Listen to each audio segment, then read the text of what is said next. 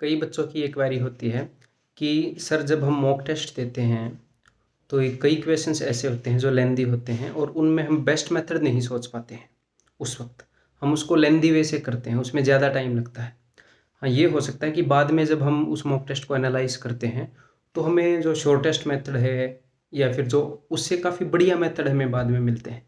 तो देखो, और कई क्वेश्चन ऐसे होते हैं कि अगर हम मान लो टीयर 2 का मॉक टेस्ट दे रहे हैं तो कई क्वेश्चन ऐसे होते हैं कि सर हमें 2 मिनट भी लग जाते हैं। तो ये बिल्कुल नेचुरल है। कई क्वेश्चन ऐसे भी होंगे जिनमें आपके 4 मिनट भी लग जाएंगे। अब आपको लगेगा कि 4 मिनट लगेंगे तो एग्ज़ाम कैसे होगा।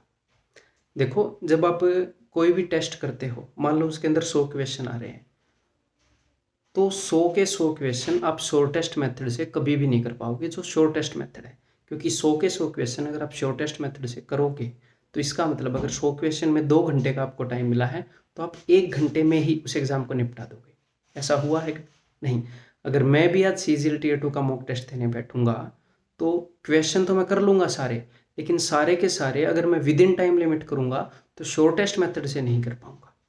तो एग्ज़ाम के अंदर हमें सारे क्वेश्चन शॉर्टेस्ट मेथड से नहीं करने होते। अब हम इतनी ज़्यादा प्रैक्टिस करते हैं, हम कंसेप्ट सीखते हैं, वो इसलिए सीखते हैं कि हम मैक्सिमम क्वेश्चंस को शॉर्टेस्ट मेथड से कर पाएँ।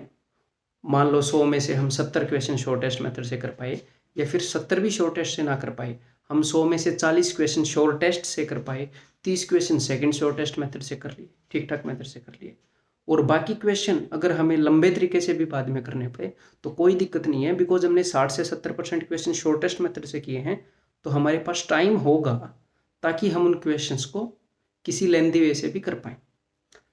तो हम जो प्रैक्टिस करते हैं, बहुत ज़्यादा कंसेप्ट सीखते हैं, वो इसलिए सीखते हैं कि हम मैक्सिमम क्वेश्चंस को छोटे वे से कर पाएँ।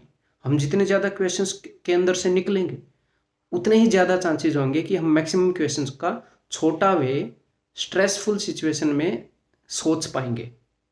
लेकिन 100% ये नहीं होगा।